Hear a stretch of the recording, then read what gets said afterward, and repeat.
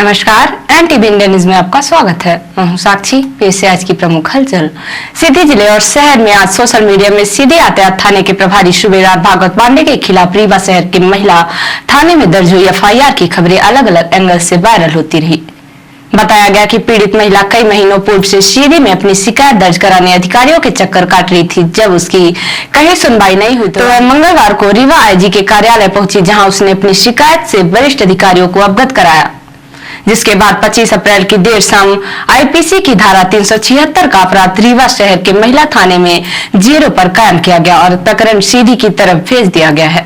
सीधी शहर जिले नहीं बल्कि पूरे देश के लिए भागवत पांडे सोशल मीडिया के यूट्यूब में एक चर्चित चेहरा है। लॉकडाउन के दौरान देश ही नहीं विदेशों से उनके फॉलोअर्स लाखों की संख्या में उनसे जुड़े रहते थे। उन पर एक महिला के द्वारा लगाए गए आरोपों के बाद दर्ज हुए प्रकरण के कारण भागवत पांडे एक बार फिर से चर्चा में है। मामले में कितनी सच्चाई है, आरोप सही है या गलत है, यह तो जांच पड़ताल और न्यायालय के फैसले के बाद ही स्पष्ट हो पाएगा।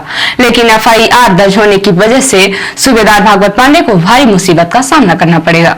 एनटीवी इंडिया न्यूज ने भागवत पांडे पर दर्ज हुई एफआईआर के संबंध में जिले के पुलिस अधीक्षक से फोन पर जानकारी चाहिए तो उन्होंने रीवा में एफआईआर दर्ज किए जाने की पुष्टि की है और कहा है कि एफआईआर की कॉपी आने के बाद ही आगे की कार्यवाही की जाएगी। 26 अप्रैल को तहसील बहरी क्षेत्र के भ्रमण के दौरान कलेक्टर श्री साकेत मालवी ने बहरी में प्राथमिक स्वास्थ्य केंद्र, उपार्जन केंद्र, उचित मूल्य दुकान, तहसील भवन निर्माण जमीन का निरीक्षण किया। उन्होंने सभी योजनाओं के सुचारू संचालन तथा नागरिकों को सहज ढंग से सेवाओं की उपलब्धता सुनिश्चित करने के निर्देश दिए हैं। कलेक्टर श्री मालवी द्वारा शासकीय उचित मूल्य दुकान बहरी का आकस्मिक निरीक्षण कर खाद्यान्न उपलब्धता एवं वितरण की जानकारी प्राप्त की गई।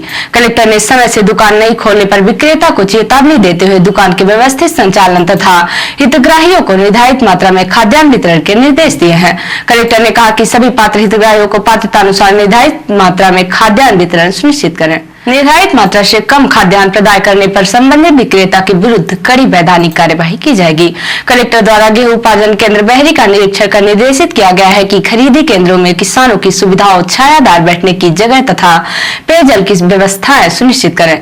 किसानों से निर्धारित मात्रा में गुणवत्ता युक्त गेहूं का उपार्जन सुनिश्चित किया जाए। प्रत्येक बारदाने में निर्धारित मात्रा में ही गेहूं लें। खरीदी केंद्र में पर्याप्त मात्रा में तौल कांटों की व्यवस्था रहे तथा श्रमिकों की संख्या भी पर्याप्त रहे, जिससे किसानों को अनावश्यक इंतजार नहीं करना पड़े।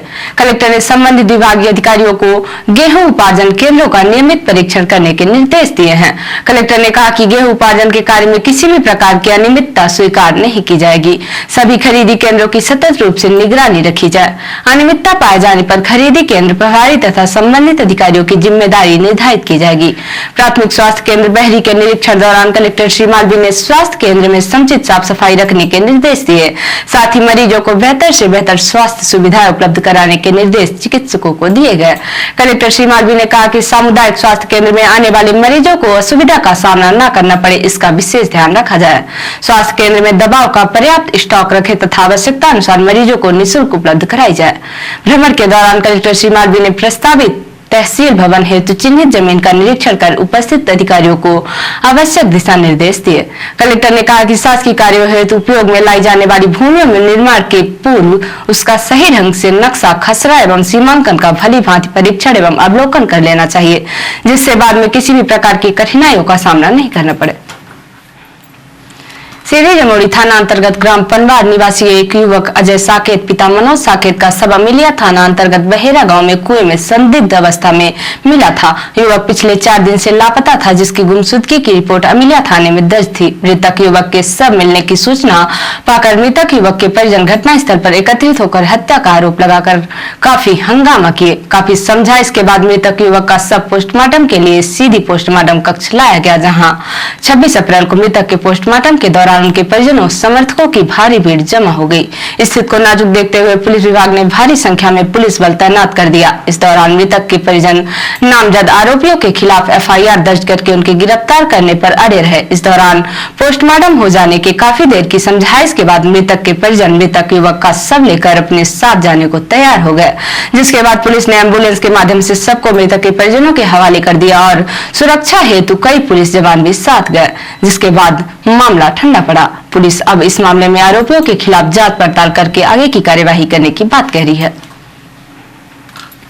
पूर्व नेता प्रतिपक्ष अजय सिंह के संकल्प से चुरहट के इस ग्राम साना शिवराजपुर में हो रही श्री शिव पुराण कथा के 5वें दिन आचार्य विनोद बिहारी गोस्वामी जी ने पार्वती जी के जन्म से लेकर शिव पार्वती विवाह की कथा का वर्णन किया। माता पार्वती के जन्म की कथा सुनाते हुए आचार्य विनोद गोस्वामी ने बताया कि जब सती के खुद को योगाग्नि में भस्म कर लेने का समाचार शिव जी के पास पहुंचा, तब शिव जी ने वीरभद्र को भेजा। उन्होंने वहां जाकर यज्ञ विध्वंस कर डाला और सब देवताओं को यथोचित फल दिया। सती ने मरते समय शिव से यह वर मांगा कि हर जन्म में आप ही मेरे पति हो। इसी कारण उन्होंने हिमाचल के घर जाकर पार्वती का जन्म लिया। जब से पार्वती हिमाचल के घर में जन्मी, तब से उनके घर में सुख और संपत्तियां छा गई। नारद जी ने कहा, इसका पति नंगा, योगी, जटाधारी और सांपों को गले में धारण करने वाला होगा। यह बात सुनकर पार्वती के माता पिता चिंतित हो गए। अगर शिव जी से पार्वती का विवाह हो जाए तो ये दोष गुण के समान हो जाएंगे। माता पार्वती ने कहा, मेरे दुखों का नाश करने वाले शिव ही है। पार्वती तप करने चली गई। पार्वती जी ने शिव को पति रूप में पाने के लिए तपस्या आरंभ की, ताकि शिव प्रसन्न होकर उनसे विवाह कर ले।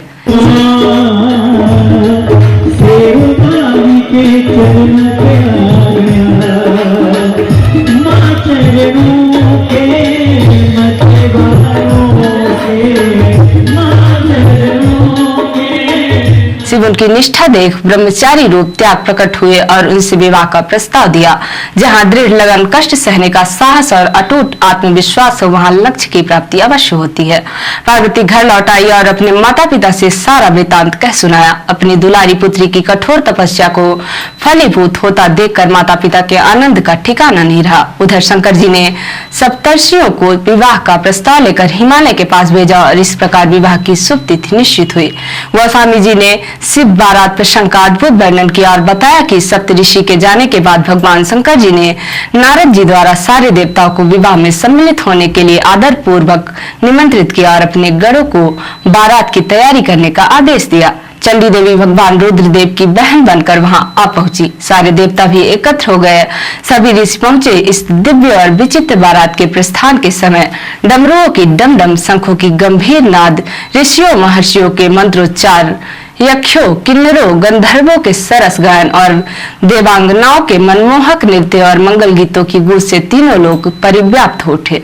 हिमालय ने विवाह के लिए बड़ी धूमधाम से तैयारियां की। पहले तो शिव जी का विकट रूप तथा उनकी भूत प्रेतों की सेना को देखकर पार्वती की मां बहुत डर गई और वह अपनी कन्या का पाणी ग्रहण कराने में आनाकानी करने लगी। लेकिन जब उन्होंने शंकर जी का करोड़ों कामदेवों को लजाने वाला 16 वर्ष की अवस्था का परम लावण्यमय रूप देखा तो देह गेह की सुधि फूल गई और शंकर पर अपनी कन्या के साथ ही साथ अपनी आत्मा को भी न्यौछावर कर दिया। शिव गौरी का विवाह आनंद पूर्वक संपन्न हुआ। हिमाचल ने कन्या दान दिया। ब्रह्मा जी ने विधोक्त रीति से विवाह करवाया। पार्वती माता के जन्म से लेकर शिव विवाह की कथा ने श्रोताओं को भाव विभोर कर दिया। मगन होकर नाचने लगे, उल्लास मनाने लगे। शिव पुराण की आरती पूर्व विधायक के सिंह भंवर शाह, पूर्व विधायक अंतर सिंह दरबार, विधायक बसंत सिंह, समाज सेवी कपिध्वज सिंह, पूर्व अध्यक्ष आनंद सिंह चौहान, पूर्व अध्यक्ष रुद्र प्रताप सिंह बाबा, पूर्व विधायक तिलक राज सिंह, पूर्व नपा अध्यक्ष देवेंद्र सिंह मुन्नू, नपा उपाध्यक्ष दान बहादुर सिंह, समाज सेवी धर्मेंद्र तिवारी बबलू, समाज सेवी भारत सिंह, संदीप उपाध्याय दादू, समाज सेवी नीरज सिंह ने की।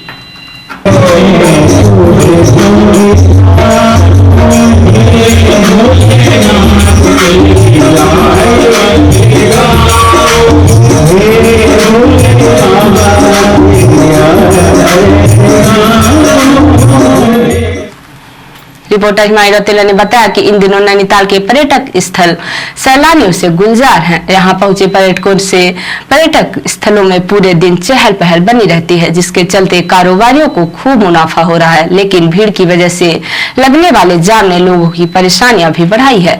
मैदानी क्षेत्रों में गर्मी शुरू हो गई है, जिसके चलते सैलानी नैनीताल की ओर रुख कर रहे हैं। सोमवार को सैलानियों की भीड़ देखकर होटल और पर्यटन कारोबारियों के चेहरे खिले नजर आए। दिन भर पर्यटक स्थलों में सैलानियों के जमावड़ा लगा रहा। इस दौरान सैलानी झील में नौकायान का आनंद उठाते नजर आए। और अपने से प्रादेशिक हलचल। दिग्विजय बोले, हाँ भाजपा संघ के लिए मैं कोरोना वायरस हूं। इंदौर में सिंधिया समर्थक मंत्री को दिया जवाब। भोपाल की एमपी एमएलए विशेष कोर्ट में मानहानि मामले में पूर्व सीएम दिग्विजय सिंह पर आरोप तय। भाजपा प्रदेशाध्यक्ष बीडी शर्मा ने लगाया था केस। मंडला में सीएम के आगमन से पहले कांग्रेस की प्रेस वार्ता। विधायक और जिलाध्यक्ष ने लाडली बहना योजना को बताया लॉलीपॉप। और कमलनाथ ही होंगे सीएम का चेहरा, जबलपुर में बोले अरुण यादव। और अपने से राष्ट्रीय हलचल। छत्तीसगढ़ में नक्सली हमला, 10 पुलिसकर्मी शहीद, 50 किलो विस्फोटक से ब्लास्ट ड्राइवर की भी मौत।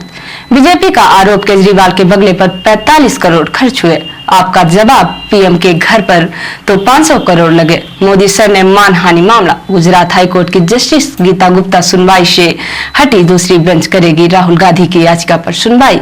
और सूडान से अब तक 561 भारतीयों को निकाला, जेद्दाह पहुंचे। एयर लिस्ट पर भारत लाया जाएगा।